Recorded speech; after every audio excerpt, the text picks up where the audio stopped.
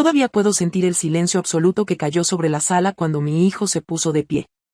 Era un silencio tan denso que parecía que todos habían dejado de respirar al mismo tiempo. Mi nombre es Elena Martínez. Nunca fui la favorita de mi padre, eso todos lo sabían. Durante años soporté los comentarios, las miradas y el trato diferente que recibía comparada con mi hermana Lucía, la hija perfecta, la que nunca se equivocaba. Pero ese día, en la lectura del testamento de mi padre, todo cambiaría de una manera que nadie esperaba. La oficina del abogado García era elegante pero sofocante. Las paredes llenas de libros parecían cerrarse sobre nosotros mientras nos sentábamos en silencio. Mi hijo Mateo, de apenas 10 años, se aferraba a mi mano. El único apoyo que he tenido desde que me convertí en madre soltera. Comencemos con la lectura del testamento del difunto Ricardo Martínez, anunció el abogado García, ajustándose las gafas mientras abría una carpeta negra. Mi hermana Lucía me miró desde el otro lado de la mesa con una sonrisa apenas disimulada. Mi tío Roberto, el hermano menor de mi padre, no se molestó en ocultar su desprecio hacia mí. Siempre había sido así desde que decidí seguir mi propio camino en lugar de trabajar en la empresa familiar. Antes de comenzar, continuó el abogado, quiero aclarar que este es el documento oficial y final que expresa los últimos deseos de don Ricardo. Lucía se inclinó hacia su esposo Carlos y le susurró algo, ambos rieron. Sabía exactamente lo que estaban pensando, que yo no recibiría nada.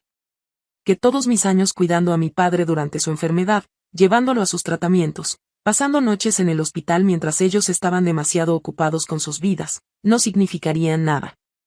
A mi hija Lucía Martínez, leyó el abogado, le dejo el 60% de mis acciones en Martínez Construcciones, la casa principal en la colina y todos los bienes asociados. Lucía sonrió triunfante mientras su esposo apretaba su hombro con satisfacción.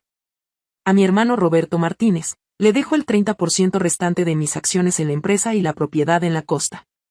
Mi tío asintió como si fuera exactamente lo que esperaba. A mi nieto Mateo, continuó el abogado, y todos se sorprendieron al escuchar el nombre de mi hijo, le dejo mi colección de relojes y mi biblioteca personal. Vi cómo los ojos de mi hijo se iluminaban. Él adoraba a su abuelo y pasaban horas juntos en la biblioteca, aunque mi padre nunca mostró el mismo afecto hacia mí. Y finalmente, dijo el abogado, haciendo una pausa que pareció eterna, a mi hija Elena. No debería recibir nada, interrumpió Lucía con veneno en su voz. Papá siempre dijo que ella era una decepción. Es cierto, añadió mi tío Roberto. Ricardo siempre decía que Elena no merecía formar parte de esta familia después de cómo lo traicionó. Sentí como las lágrimas amenazaban con caer, pero me mantuve firme. Mateo apretó mi mano con más fuerza. A mi hija Elena, continuó el abogado, ignorando las interrupciones, le dejo mi automóvil antiguo y una suma de 10.000 euros. Lucía soltó una carcajada mal disimulada. ¿Ves? Te dije que no recibiría nada importante. Papá nunca la perdonó. Incluso su propio hijo sabe que es una inútil, comentó mi tío Roberto mirando a Mateo con desdén. Una madre soltera que ni siquiera puede mantenerse a sí misma. Los demás familiares asintieron, algunos evitando mirarme directamente, otros con sonrisas burlonas. Fue entonces cuando ocurrió. Mi pequeño Mateo, con sus apenas 10 años, se puso de pie. Su pequeña figura parecía más grande de lo que era mientras miraba directamente al abogado. Se olvidaron del video que el abuelo grabó, dijo Mateo con voz clara y firme. 7 palabras. 7 palabras que hicieron que todos los presentes se congelaran. El abogado García miró a mi hijo con una expresión que no pude descifrar. ¿Qué video, pequeño? El video que mi abuelo me pidió que te diera solo después de que leyeras el testamento, respondió Mateo, sacando un pequeño USB de su bolsillo. Me hizo prometerlo. El abogado García tomó el USB de las manos de Mateo con una expresión de sorpresa genuina. Un murmullo inquieto recorrió la habitación mientras conectaba el dispositivo a su computadora. ¿De qué está hablando este niño?, exclamó Lucía, su confianza anterior comenzando a agrietarse. Esto es ridículo, seguramente es algún truco que Elena le enseñó. Mi tío Roberto se inclinó hacia adelante, su rostro enrojecido. García, no vas a permitir esta tontería, ¿verdad? El testamento ya fue leído. Como representante legal de don Ricardo, respondió el abogado con calma mientras ajustaba su monitor. Tengo la obligación de revisar cualquier documento o evidencia relacionada con sus últimas voluntades. Yo estaba tan sorprendida como todos los demás. Mateo nunca me había mencionado ningún video. Lo miré buscando respuestas, pero él solo me devolvió la mirada con una pequeña sonrisa que me recordó tanto a mi padre que sentí un nudo en la garganta. Abuelo me dijo que sería nuestro secreto, me susurró. Dijo que tenía que esperar hasta este momento exacto. La pantalla del proyector en la pared cobró vida, y ahí estaba mi padre. Ricardo Martínez, sentado en su sillón favorito en la biblioteca, notablemente más delgado por la enfermedad, pero con esa mirada penetrante que todos conocíamos tan bien. La fecha en la esquina inferior mostraba que había sido grabado apenas 3 semanas antes de su fallecimiento. Si están viendo este video, comenzó mi padre con voz cansada pero firme, significa que mi nieto Mateo ha cumplido su promesa, y que la lectura oficial de mi testamento ha concluido. Hizo una pausa para tomar un sorbo de agua. También significa que, tal como lo predije, mi testamento ha provocado exactamente las reacciones que esperaba de cada uno de ustedes. Un escalofrío recorrió mi espalda. ¿Mi padre había planeado todo esto? Durante los últimos años de mi vida, continuó, he observado a mi familia con ojos que la enfermedad ha hecho más claros. La cercanía de la muerte tiene una manera peculiar de revelar la verdadera naturaleza de las personas. La habitación estaba tan silenciosa que podía escuchar el tic-tac del reloj en la pared. Lucía había perdido todo su color, y mi tío Roberto se aflojó el cuello de la camisa como si de repente le apretara. Lucía, mi primogénita, dijo mi padre mirando directamente a la cámara como si pudiera vernos. Siempre fuiste ambiciosa y calculadora. Te di todo lo que pediste, y aún así, durante mi enfermedad, te vi una vez cada 2 semanas, siempre con prisa, siempre con la mente en otros asuntos. Lucía comenzó a protestar, pero su esposo Carlos la detuvo, su expresión grave. Roberto, mi hermano, continuó mi padre. 30 años trabajando juntos, y nunca dejaste de conspirar para tomar control de lo que construí. Pensaste que no me daba cuenta de tus reuniones secretas, de los contratos alterados, de los clientes que intentaste robar. Mi tío se puso tan pálido que parecía que iba a desmayarse. Y Elena, la voz de mi padre se suavizó notablemente, causando que todos me miraran. Mi Elena. La única que tuvo el valor de contradecirme, de seguir su propio camino a pesar de mi desaprobación. La única que, cuando la enfermedad me golpeó, estuvo a mi lado día tras día sin pedir nada a cambio. Las lágrimas comenzaron a correr por mis mejillas sin que pudiera detenerlas. Nunca, en toda mi vida adulta, había escuchado a mi padre hablar de mí con ese tono. Mi mayor arrepentimiento es no haber reconocido antes tu fortaleza y tu bondad. El orgullo es una enfermedad peor que el cáncer que me está matando. Mateo apretó mi mano, sus propios ojos brillantes con lágrimas contenidas. El testamento que acaban de escuchar es legalmente válido, continuó mi padre, pero incompleto. Existe un segundo documento, un codicilo que el abogado García tiene instrucciones de revelar solo después de que se muestre este video. El abogado asintió gravemente, confirmando las palabras de mi padre mientras abría un sobresellado que sacó de su maletín. Este codicilo contiene mis verdaderas intenciones, explicó mi padre. Pero antes de que García lo lea, quiero que todos vean esto. La imagen cambió, mostrando una serie de videos de seguridad. Reconocí las cámaras que mi padre había instalado en su casa después de su diagnóstico. Las fechas iban cambiando, mostrando diferentes escenas. Lucía y Carlos en el despacho de mi padre, buscando entre sus documentos cuando creían que nadie los veía. Mi tío Roberto reuniéndose con competidores de la empresa familiar, mostrándoles papeles con el logo de Martínez Construcciones. Y luego yo, noches enteras junto a la cama de hospital de mi padre, leyéndole cuando no podía dormir por el dolor, ajustando sus almohadas, simplemente sosteniendo su mano en silencio. Finalmente, la más impactante, una conversación entre Lucía y Roberto planeando cómo asegurarse de que yo no recibiera nada después de la muerte de mi padre. La imagen volvió a mi padre en su biblioteca. Como pueden ver, dijo con una sonrisa triste, subestimaron a un viejo moribundo. Y ahora, me temo que es tiempo para mi última sorpresa. El video terminó abruptamente, dejando la habitación en un silencio sepulcral. Todos los ojos se dirigieron al abogado García, quien sostenía el codicilo en sus manos temblorosas. Procederé a leer el codicilo oficial, anunció el abogado, rompiendo el sello del sobre. Pero antes de que pudiera comenzar a leer, Lucía se puso de pie violentamente, tirando su silla al suelo. Esto es manipulación, gritó, su voz temblando de rabia y miedo. Papá no estaba en sus cabales cuando grabó eso. Voy a impugnar todo esto. Señora Lucía, intervino el abogado García con voz firme, le recomendaría que se calmara. Este codicilo fue firmado y certificado por 2 médicos que confirmaron la plena capacidad mental de don Ricardo, además de 2 testigos independientes. Cualquier intento de impugnación sería complicado. Lucía miró alrededor buscando apoyo, pero incluso su esposo Carlos evitaba su mirada, claramente preocupado por su propia implicación en los videos.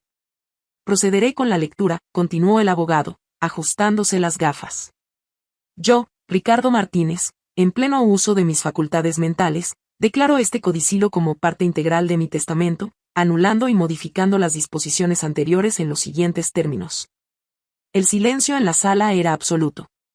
Podía escuchar mi propio corazón latiendo con fuerza mientras Mateo apretaba mi mano con más fuerza. Primero, revoco la distribución de acciones de Martínez Construcciones previamente establecida. Mi hija Elena Martínez recibirá el 70% de las acciones de la empresa, otorgándole control mayoritario inmediato. Un jadeo colectivo recorrió la habitación. Sentí que el mundo giraba a mi alrededor. ¿Control mayoritario? Yo. Segundo, mi hija Lucía y mi hermano Roberto conservarán cada uno un 15% de las acciones, condicionado a que permanezcan en la empresa bajo la dirección de Elena por un mínimo de 5 años. Si deciden retirarse antes, sus acciones serán transferidas automáticamente a una fundación benéfica que se creará en memoria de mi difunta esposa. Lucía se dejó caer en su silla, completamente pálida. Roberto parecía haber envejecido 10 años en los últimos minutos. Tercero, la casa principal en la colina será vendida, y los beneficios se dividirán en partes iguales entre mis 2 hijas. La propiedad de la costa quedará en fideicomiso para mi nieto Mateo, administrada por su madre Elena hasta que cumpla la mayoría de edad. Miré a mi hijo, que sonreía con lágrimas en los ojos. Mi padre siempre había tenido una conexión especial con Mateo, pero nunca imaginé hasta qué punto. Cuarto, mi colección de automóviles antiguos, valorada en más de 2 millones de euros, pasará íntegramente a mi hija Elena, junto con todos los bienes personales no especificados anteriormente. No podía creerlo. Los coches antiguos eran la pasión de mi padre, su orgullo y alegría. Me los había dejado a mí. Quinto y último, se establece un fondo educativo de 500.000 euros para mi nieto Mateo, para garantizar que pueda estudiar donde y lo que desee cuando llegue el momento. Mateo me miró con ojos brillantes. Abuelo dijo que podría hacer lo que yo quisiera, mamá me susurró. Dijo que tú me apoyarías como él nunca lo hizo contigo. El abogado García dejó el documento sobre la mesa y me miró directamente. Hay una carta personal para usted, doña Elena, dijo, extendiendo un sobresellado con mi nombre escrito en la inconfundible caligrafía de mi padre. Con manos temblorosas, tomé el sobre pero decidí guardarlo. Ese era un momento privado entre mi padre y yo que no compartiría con quienes minutos antes se burlaban de mí. Y esto es completamente injusto, exclamó Roberto, golpeando la mesa con su puño. Ricardo no sabía lo que hacía. Elena lo manipuló durante su enfermedad. Qué conveniente que aparezca un video justo ahora, añadió Lucía con veneno en su voz. ¿Quién sabe qué mentiras le metió en la cabeza mientras estaba débil y medicado? El abogado García levantó una mano para silenciarlos. Si me permiten, dijo con calma mientras conectaba nuevamente el USB. Hay una sección adicional del video que don Ricardo especificó debe ser mostrada solo si hay objeciones al codicilo. La imagen de mi padre apareció nuevamente en la pantalla, pero esta vez no estaba solo. A su lado se encontraba la doctora Mendoza, su médica principal, y el notario Sánchez, ambos bien conocidos por todos los presentes. Grabo esta declaración adicional, comenzó mi padre, en presencia de mi médica y mi notario, para certificar que estoy tomando estas decisiones en pleno uso de mis facultades mentales, sin coerción ni influencia indebida de nadie.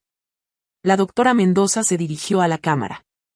Como médica tratante del señor Ricardo Martínez durante los últimos 3 años, certifico que se encuentra lúcido y plenamente capaz de tomar decisiones sobre sus asuntos personales y financieros. El notario Sánchez añadió, como fedatario público, doy fe de que el señor Martínez ha expresado estas voluntades libremente y con pleno conocimiento de sus implicaciones legales. Mi padre volvió a tomar la palabra. Lucía, Roberto, sabía que intentarían desacreditar mis decisiones. Por eso tomé estas precauciones adicionales. Hizo una pausa, y su mirada se volvió penetrante. Y para que no quede duda alguna sobre mis motivaciones, he instruido al abogado García para que, en caso de cualquier impugnación legal al codicilo, entregue inmediatamente a las autoridades toda la evidencia que he recopilado sobre ciertas irregularidades financieras en la empresa que podrían resultar problemáticas para ustedes dos. Lucía y Roberto intercambiaron miradas de pánico. Claramente, ambos sabían exactamente a qué se refería mi padre. Elena nunca supo de mis planes, continuó mi padre. Esta es mi decisión, basada únicamente en lo que he observado durante estos últimos años. Mi única petición para ella es que sea más sabia y justa de lo que yo fui. El video terminó, dejando la sala en un silencio absoluto. Nadie se atrevía a decir una palabra. Finalmente, fue mi pequeño Mateo quien rompió el silencio. Abuelo siempre decía que la verdad siempre sale a la luz, dijo con la inocencia y sabiduría que solo los niños pueden tener. Como el sol después de una tormenta. En ese momento, mientras veía las expresiones derrotadas de quienes minutos antes me humillaban, no sentí la satisfacción o venganza que quizás debería haber sentido. En cambio, sentí una extraña mezcla de tristeza y liberación. Tristeza por el reconocimiento que llegaba demasiado tarde, y liberación por finalmente ser vista por quien realmente era. El abogado García carraspeó, rompiendo el momento. ¿Alguna otra objeción?, preguntó, mirando directamente a Lucía y Roberto. Ambos bajaron la mirada, derrotados. Sabían que estaban acorralados. En ese caso, continuó el abogado, procederemos con los trámites necesarios para ejecutar estas nuevas disposiciones. Doña Elena, necesitaré reunirme con usted mañana para discutir la transición del control de la empresa. Asentí, todavía incapaz de procesar completamente todo lo que estaba sucediendo. Cuando todos comenzaron a levantarse, noté que Carlos, el esposo de Lucía, se acercaba a mí con expresión cautelosa. Elena, dijo en voz baja, hay algo que debería saber sobre algunas operaciones recientes en la empresa. Creo que es importante que hablemos, en privado. 2 semanas después de aquella dramática lectura del testamento, me encontraba sentada en el que fuera el despacho de mi padre en las oficinas centrales de Martínez Construcciones. La placa en la puerta ahora llevaba mi nombre, Elena Martínez, directora general.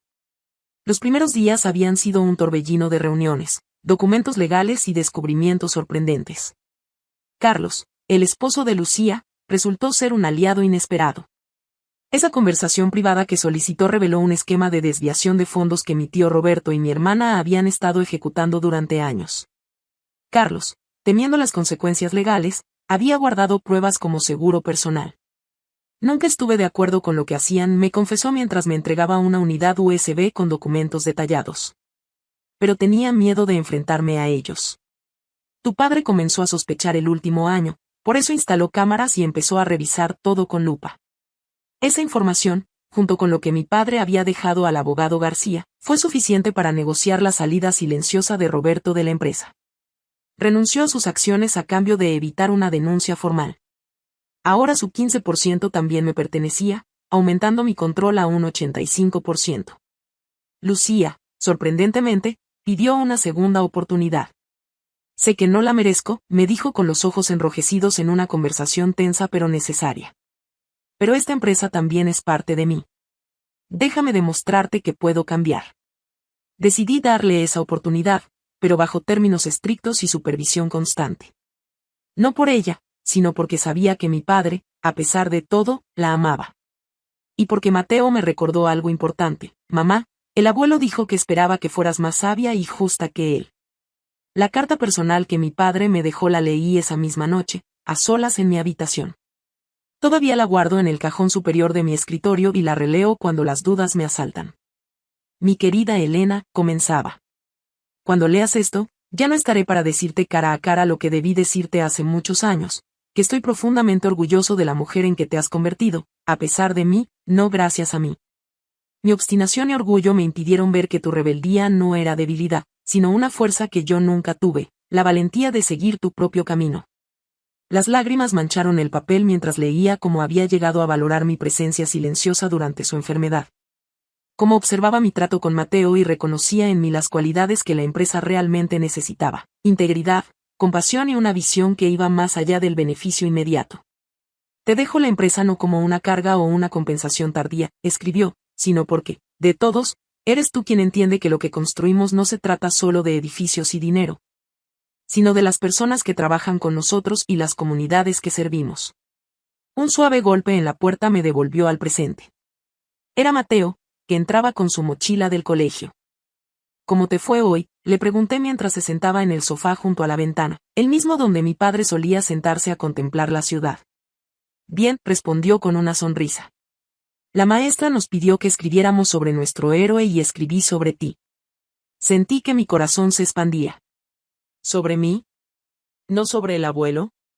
Mateo negó con la cabeza. El abuelo hizo lo correcto al final, pero tú siempre hiciste lo correcto, incluso cuando era difícil. Eso es ser un héroe de verdad. Me levanté y me senté junto a él, abrazándolo con fuerza. Este niño, mi pequeño gigante, que con solo 7 palabras había cambiado nuestras vidas para siempre. ¿Sabes algo más que me dijo el abuelo?, comentó Mateo mientras sacaba sus libros. Me dijo que tú sabías algo que Lucía y Roberto nunca entendieron, que los edificios más altos necesitan los cimientos más profundos. Sonreí al reconocer una de las frases favoritas de mi padre. Típico de él comunicar sus lecciones más importantes a través de metáforas relacionadas con la construcción. Esa tarde, mientras ayudaba a Mateo con su tarea, recibí una llamada del director del proyecto de viviendas sociales que había propuesto en mi primera reunión como directora. El ayuntamiento había aprobado nuestra propuesta. Sería el primer proyecto de Martínez Construcciones que priorizaba el impacto social sobre el beneficio económico. Creo que al abuelo le habría gustado esto, comentó Mateo cuando le conté la noticia durante la cena. ¿Por qué piensas eso?, le pregunté, curiosa por su perspectiva. Porque siempre me decía que construir era crear hogares, no solo casas. Y que algún día entendería la diferencia. Sus palabras me hicieron reflexionar sobre cómo, a través de Mateo, mi padre había sembrado las semillas para el futuro de la empresa, para mi futuro. Había utilizado sus últimos meses no solo para planear una justicia que nunca vería, sino para asegurar que los valores que realmente importaban sobrevivieran. Un mes después de asumir la dirección, decidí organizar una comida con todos los empleados de la empresa. Muchos me conocían solo como la otra hija, la que se había alejado. Ahora necesitaba demostrarles quién era realmente y cuál sería mi visión para Martínez Construcciones. Cuando me paré frente a ellos para dar mi primer discurso oficial, busqué con la mirada a Mateo, que me sonreía desde la primera fila. Lucía estaba sentada no muy lejos, con una expresión que mezclaba resignación y un nuevo respeto reluctante. Mi padre solía decir que los edificios más altos necesitan los cimientos más profundos, comencé. Durante años, creí que se refería solo a la construcción. Ahora entiendo que hablaba de algo más importante. Una empresa se construye sobre los valores de las personas que la componen. Esos son nuestros verdaderos cimientos. Vi sentimientos entre los veteranos que habían conocido a mi padre en sus mejores años, antes de que la ambición nublara su juicio. A partir de hoy, Martínez Construcciones no solo edificará estructuras que resistan el paso del tiempo, sino que construiremos un legado basado en la integridad, la innovación y el compromiso con nuestras comunidades. Mientras concluía mi discurso, pensé en aquel día en la oficina del abogado, cuando todos me miraban con desprecio y burla. En como 7 palabras de un niño de 10 años habían desencadenado una avalancha de verdad que nadie pudo detener. Se olvidaron del video que el abuelo grabó. A veces, la justicia llega de las formas más inesperadas y a través de las voces más pequeñas. Y a veces, lo que parece el final de una historia es solo el comienzo de otra mucho mejor. Esa noche, mientras arropaba a Mateo, le pregunté algo que había estado en mi mente durante semanas. ¿Por qué esperaste hasta ese momento exacto para mencionar el video? ¿No temías que no te creyeran? Mateo sonrió con esa sabiduría que parecía trascender sus años. El abuelo me dijo que la verdad es como una semilla. Hay que plantarla en el momento preciso y en el lugar correcto para que crezca fuerte. Hizo una pausa. También me dijo que confiaría en mí para saber cuándo sería ese momento. Cuando vi cómo te miraban, cómo te hablaban, supe que era la hora. Lo abracé con fuerza, agradecida no solo por el legado material que mi padre nos había dejado, sino por este vínculo invisible entre 3 generaciones. Mi padre, Mateo y yo, unidos finalmente por una verdad que había tardado demasiado en salir a la luz, pero que ahora brillaba con fuerza suficiente para iluminar nuestro camino hacia adelante. Gracias, mi pequeño héroe, susurré mientras apagaba la luz de su habitación. Mamá, respondió medio dormido, el abuelo también dijo que tú eras su héroe. solo que nunca supo cómo decírtelo. Y con esas palabras, sentí que el círculo finalmente se cerraba, y que la paz, esa paz que había buscado durante tanto tiempo en la aprobación de mi padre, por fin encontraba su lugar en mi corazón.